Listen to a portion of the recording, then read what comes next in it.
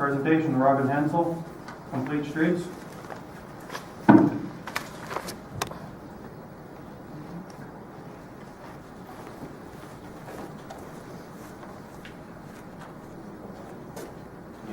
we have an idea, Robin, roughly what we're looking at for time-wise? I don't know exactly. Make it as quick as I can. We appreciate it, thanks. Thanks for the opportunity for allowing Teresa and I to speak. She's going to help me read some of this. Both she and I attended the Minnesota Green Steps City Seminar up in Detroit Lakes on October 24th of 2013.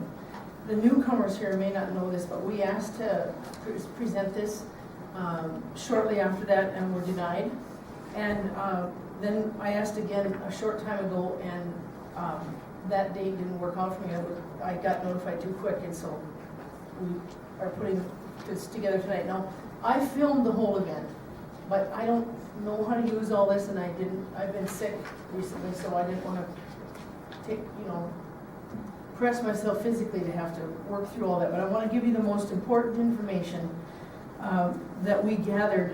One of the things that was important at Detroit Lakes, where this was held, they have a lady up there who's for years and years been with the Isaac Walton League, and that organization really helped them to further a lot of their goals. Some of their local accomplishments that they have accomplished up there were with stormwater management, stormwater utility aid, funding facilities upgrades, impervious coverage regulation, rain gardens, shoreline restoration, encourage native plantings, Blue Thumb Partner 2014, 19 lakes, there's surface water quality of 19 lakes, 22 streams are monitored, extensive work on Campbell Creek, St. Clair, TDML study, Pearl Lake diagnostic study, and Purge the Pelican. So they've really done a lot because of their involvement in the Isaac Walton League. It'd be nice if the city would consider getting involved with that, because that ties in really nicely with all the Green Step City, the trees issue, complete streets and all of it. And just to give a little bit of background in case the new people on the council here are not aware, the history of the Minnesota Green Step Cities program is during the fall of 2007, Minnesota's Clean Energy Resource Teams, CERTs, held regional listening sessions around the state to discuss community-based energy opportunities and the state's Next Generation Energy Act of 2007. The idea was raised of creating a sustainable cities program free to cities that would challenge, assist, and recognize cities that were green stars. This idea was taken up by the 2008 legislature, which directed the MPCA, the Division of Energy Resources at the Minnesota Department of Commerce, and CERTs to recommend action cities could take on a voluntary basis.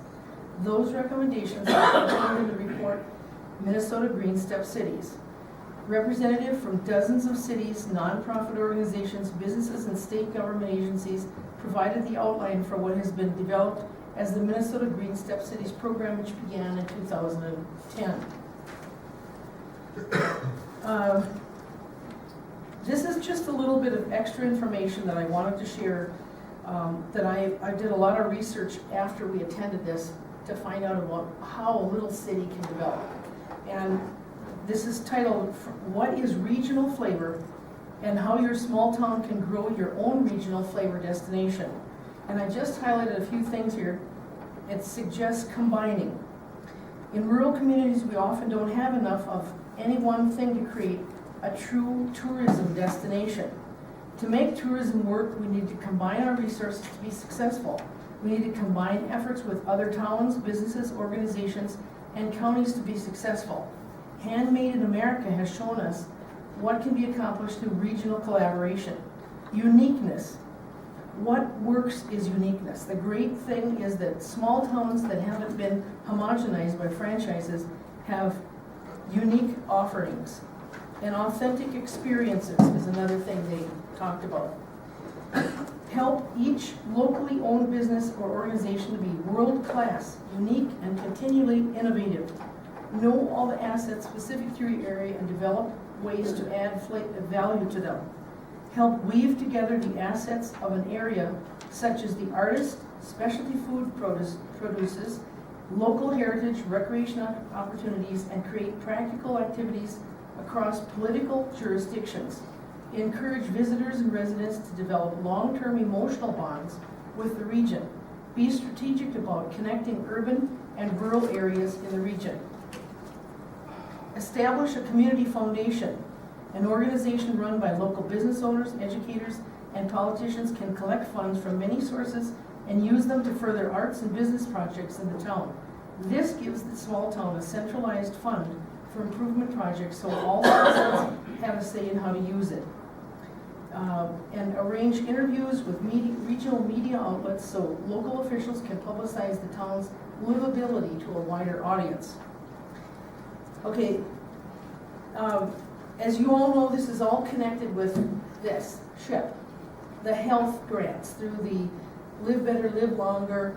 This Green Step Cities is in conjunction with all of that. So it's a very good program. And I passed the information out to at least the former members of the council. For the new ones, maybe if somebody wanted to make a copy to show them, this is the Green Step Cities best practices, and it's a very good document. A lot of Complete Streets information in here as well.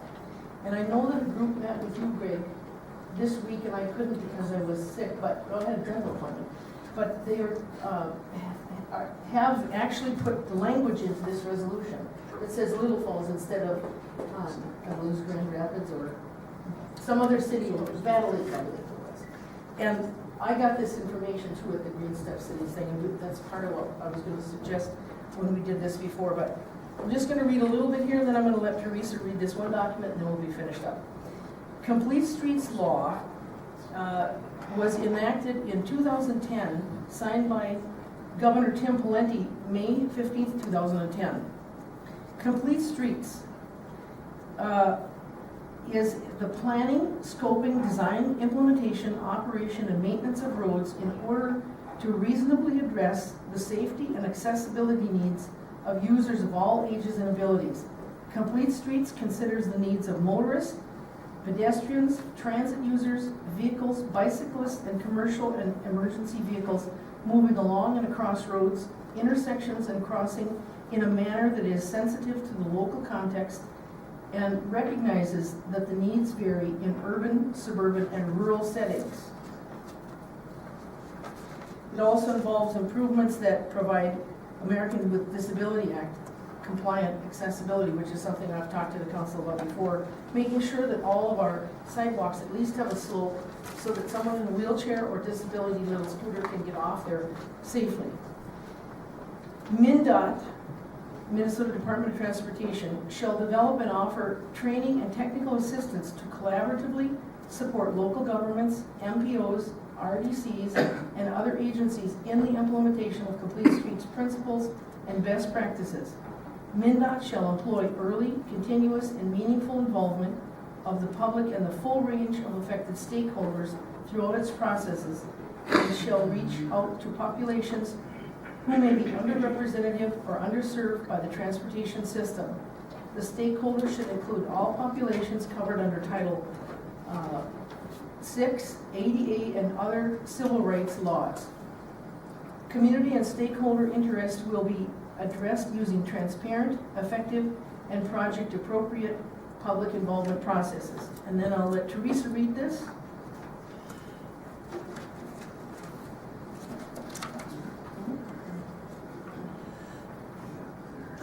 Cost of complete streets. Many states and local governments with fiscal constraints are deciding that complete streets are the more cost-effective investment. They have taught us three things about handling the cost of complete streets. Complete streets projects can be achieved within the context of existing transportation budgets, and sometimes they can even save money. Complete street projects can make transportation projects more popular and garner more support for transportation funding. Changing to a complete streets approach improves safety and adds lasting value to the community and to the transportation network. In Minnesota, a state-mandated feasibility study found that moving to a complete streets approach would not significantly increase costs and would provide valuable safety benefits. Sewer work necessitated replacing 76 Street through Richfield. The consulting engineer estimated the sewer work and roadway reconstruction at $6 million. When reevaluating the street's transportation needs via a complete streets approach, the Minnesota Department of Transportation found the roadway was too wide. By reallocating the right-of-way to better accommodate multiple users, the state saw a cost of $2 million, or 1/3 of the original cost, while also better serving the mobility and safety needs of multiple users. Many complete streets improvements are modest in size and low cost. The careful planning encouraged by complete streets policies helps jurisdictions find many effective measures that can be accomplished at little or no extra cost. Additional costs associated with the routine accommodation of bicycling, walking, and public transportation represent an immeasurably small percentage of the total budget. On a project-by-project basis, any additional money spent is actually a long-term investment in the financial and physical health of the community. Some communities have concluded that whether it costs more or less, a complete street approach adds lasting value to the community and to the transportation network. Complete streets policies are a cost-effective way to address pedestrian safety hazards. Thank you very much. Anyone have any questions for Robin? I'd just like to encourage the group to think about the possibility of how this improves our area. Studies have shown that lowering the taxes in an area doesn't bring in new people. What brings people in and keeps people in an area is good government services that are provided. And this is a really good service to provide so that everybody can have accessibility around town. Thank you. Robin, I do have a question. Oh, sure. You said Battle Lake? That was this original resolution was written up by Battle Lake.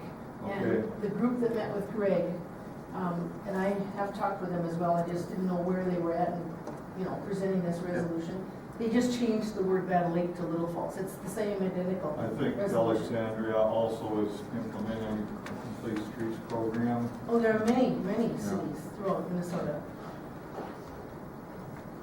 Thank you. That it?